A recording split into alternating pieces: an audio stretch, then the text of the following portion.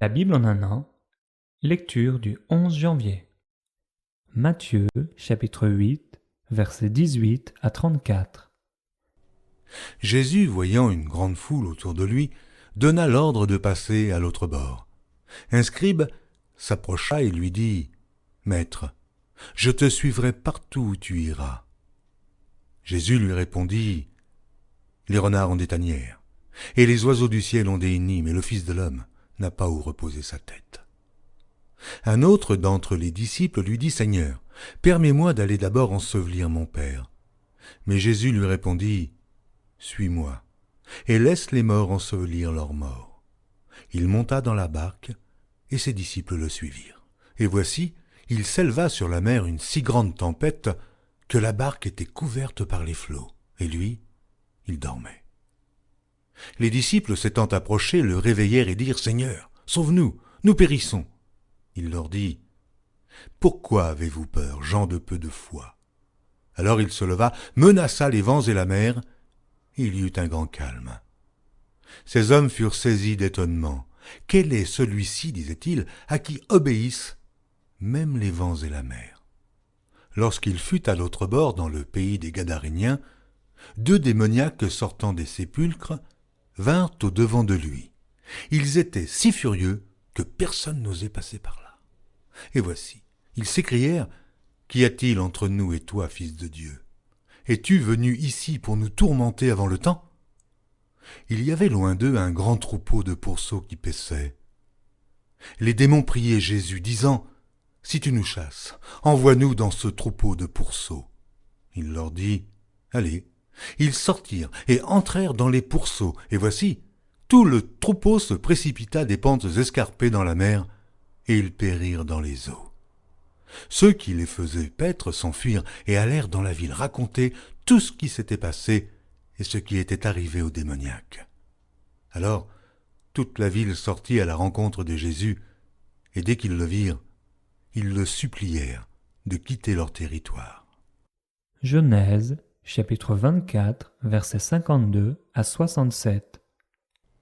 Lorsque le serviteur d'Abraham eut entendu leurs paroles, il se prosterna en terre devant l'Éternel. Et le serviteur sortit des objets d'argent, des objets d'or et des vêtements qu'il donna à Rebecca. Il fit aussi de riches présents à son frère et à sa mère. Après quoi ils mangèrent et burent, lui et les gens qui étaient avec lui. Et ils passèrent la nuit. Le matin, quand ils furent levés, le serviteur dit « Laissez-moi retourner vers mon Seigneur. » Le frère et la mère dirent « Que la jeune fille reste avec nous quelque temps encore, 10 de jours, ensuite tu partiras. » Il leur répondit « Ne me retardez pas. Puisque l'Éternel a fait réussir mon voyage, laissez-moi partir et que j'aille vers mon Seigneur. » Alors ils répondirent « Appelons la jeune fille et consultons-la. » Ils appelèrent donc Rebecca et lui dirent « Veux-tu aller avec cet homme ?» Elle répondit « J'irai. » Et ils laissèrent partir Rebecca, leur sœur, et sa nourrice avec le serviteur d'Abraham et ses gens.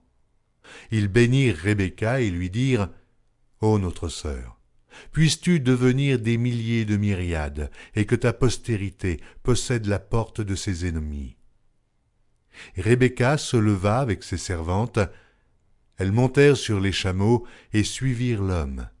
Et le serviteur emmena Rebecca et partit. Cependant, Isaac était revenu du puits de Lachaïroï, et il habitait dans le pays du Midi. Un soir qu'Isaac était sorti pour méditer dans les champs, il leva les yeux et regarda. Et voici, des chameaux arrivaient. Rebecca leva aussi les yeux, vit Isaac, et descendit de son chameau.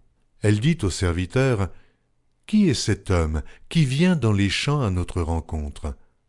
Et le serviteur répondit, « C'est mon Seigneur. » Alors elle prit son voile et se couvrit. Le serviteur raconta à Isaac toutes les choses qu'il avait faites. Isaac conduisit Rebecca dans la tente de Sarah, sa mère. Il prit Rebecca, qui devint sa femme, et il l'aima. Ainsi fut consolé Isaac après avoir perdu sa mère. Genèse chapitre 25. Abraham prit encore une femme, nommée Kétura. Elle lui enfanta Zimran, Jokshan, Médan, Madian, Gisbak et Shuach. Jokshan engendra Séba et Dedan. Les fils de Dedan furent les Ashurim, les Létushim et les Léumim. Les fils de Madian furent Epha, Épher, Enoch, Abida et Eldaa. Ce sont là tous les fils de Kétura. Abraham donna tous ses biens à Isaac. Il fit des dons aux fils de ses concubines et, tandis qu'il vivait encore, il les envoya loin de son fils Isaac, du côté de l'Orient, dans le pays d'Orient. Voici les jours des années de la vie d'Abraham. Il vécut 175 ans.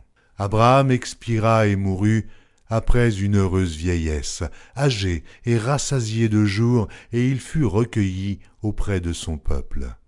Isaac et Ismaël, ses fils, l'enterrèrent dans la caverne de Macpéla, dans le champ d'Éphron, fils de Tchoar, le Hétien, vis-à-vis de Mamré. C'est le champ qu'Abraham avait acquis des fils de Heth, et là furent enterrés Abraham et Sarah sa femme. Après la mort d'Abraham, Dieu bénit Isaac, son fils. Il habitait près du puits de Lachaïroï. Voici la postérité d'Ismaël, fils d'Abraham, qu'Agar l'Égyptienne, servante de Sarah, avait enfanté à Abraham. Voici les noms des fils d'Ismaël par leurs noms, selon leur génération. Nébajot, premier-né d'Ismaël, Kédar, Abdéel, Mipsam, Mishma, Duma, Massa, Hadad, Théma, Jétur, Naphish et Kedma. Ce sont là les fils d'Ismaël, ce sont là leurs noms, selon leur parc et leur enclos. Ils furent les 12 chefs de leur peuple. Voici les années de la vie d'Ismaël, 137 ans. Il expira et mourut, et il fut recueilli auprès de son peuple. Ses fils habitèrent depuis Havila jusqu'à Chour, qui est en face de l'Égypte, en allant vers la Syrie. Il s'établit en présence de tous ses frères. Voici la postérité d'Isaac, fils d'Abraham. Abraham engendra Isaac. Isaac était âgé de 40 ans, quand il prit pour femme Rebecca, fille de Bethuel, l'araméen, de Padam Aram, et sœur de Laban, l'araméen. Isaac implora l'Éternel pour sa femme, car elle était stérile. Et l'Éternel l'exauça. Rebecca, sa femme, devint enceinte. Les enfants se heurtaient dans son sein, et elle dit, « S'il en est ainsi, pourquoi suis-je enceinte ?» Elle alla consulter l'Éternel. Et l'Éternel lui dit, « 2 nations sont dans ton ventre, et 2 peuples se sépareront au sortir de tes entrailles. Un de ces peuples sera plus fort que l'autre, et le plus grand sera assujetti au plus petit. » Les jours où elle devait accoucher s'accomplirent, et voici, il y avait 2 jumeaux dans son ventre. Le premier sortit entièrement roux, comme un manteau de poil, et on lui donna le nom d'Ésaü. Ensuite sortit son frère, dont la main tenait le talon d'Ésaü, et on lui donna le nom de Jacob. Isaac était âgé de 60 ans lorsqu'ils naquirent. Ses enfants grandirent. Ésaü devint un habile chasseur, un homme des champs, mais Jacob fut un homme tranquille, qui restait sous les tentes. Isaac aimait Ésaü parce qu'il mangeait du gibier, et Rebecca aimait Jacob. Comme Jacob faisait cuire un potage, Ésaü revint des champs accablé de fatigue. Et Ésaü dit à Jacob, « Laisse-moi, je te prie, manger de ce roux-là, car je suis fatigué. » C'est pour cela qu'on a donné à Ésaü le nom d'Édom. Jacob dit, « Vends-moi aujourd'hui ton droit d'aînesse. » Ésaü répondit, « Voici, je m'en vais mourir. À quoi me sert ce droit d'aînesse ?» Et Jacob dit, « Jure-le-moi d'abord. » Il le lui jura, et il vendit son droit d'aînesse à Jacob. Alors Jacob donna à Ésaü du pain et du potage de lentilles. Il mangea et but, puis se leva et s'en alla. C'est ainsi qu'Ésaü méprisa le droit d'aînesse. Genèse, chapitre 26, versets 1 à 16. Il y eut une famine dans le pays, outre la première famine qui eut lieu du temps d'Abraham. Et Isaac alla vers Abimélec, roi des Philistins, à Guérar. Et l'Éternel lui apparut et dit, « Ne descends pas en Égypte, demeure dans le pays que je te dirai. Séjourne dans ce pays-ci. Je serai avec toi et je te bénirai, car je donnerai toutes ces contrées à toi et à ta postérité. Et je tiendrai le serment que j'ai fait à Abraham ton père, je multiplierai ta postérité comme les étoiles du ciel. Je donnerai à ta postérité toutes ces contrées, et toutes les nations de la terre seront bénies en ta postérité, parce qu'Abraham a obéi à ma voix, et qu'il a observé mes ordres, mes commandements, mes statuts et mes lois. » Et Isaac resta à Guérar. Lorsque les gens du lieu faisaient des questions sur sa femme, il disait « C'est ma sœur », car il craignait, en disant ma femme, que les gens du lieu ne le tuassent, parce que Rebecca était belle de figure. Comme son séjour se prolongeait, il arriva qu'Abimélec, roi des Philistins, regardant par la fenêtre, vit Isaac qui plaisantait avec Rebecca, sa femme. Abimélec fit appeler Isaac et dit « Certainement c'est ta femme. Comment as-tu pu dire c'est ma sœur » Isaac lui répondit « J'ai parlé ainsi de peur de mourir à cause d'elle. » Et Abimélec dit « Qu'est-ce que tu nous as fait ? Peu s'en est fallu que quelqu'un du peuple n'ait couché avec ta femme, et tu nous aurais rendus coupables. » Alors Abimélec fit cette ordonnance pour tout le peuple. Celui qui touchera à cet homme ou à cette femme sera mis à mort. Isaac sema dans ce pays, et il recueillit cette année le centuple, car l'Éternel le bénit. Cet homme devint riche, et il alla s'enrichissant de plus en plus, jusqu'à ce qu'il devint fort riche. Il avait des troupeaux de menu bétail et des troupeaux de gros bétail, et un grand nombre de serviteurs. Aussi, les Philistins lui portèrent envie. Tous les puits qu'avaient creusés les serviteurs de son père, du temps d'Abraham, son père, les Philistins les comblèrent et les remplirent de poussière. Et Abimélec dit à Isaac, « Va-t'en de chez nous, car tu es beaucoup plus puissant que nous. » Psaume, chapitre 10, versets 1 à 15.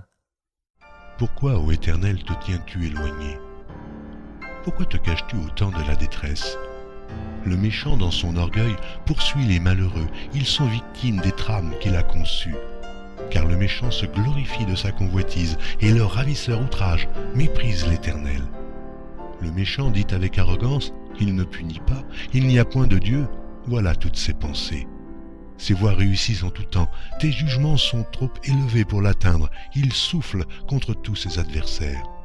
Il dit en son cœur, je ne chancelle pas, je suis pour toujours à l'abri du malheur. Sa bouche est pleine de malédictions, de tromperies et de fraudes.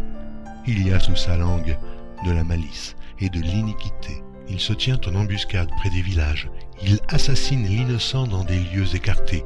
Ses yeux épient le malheureux. Il est aux aguets dans sa retraite, comme le lion dans sa tanière.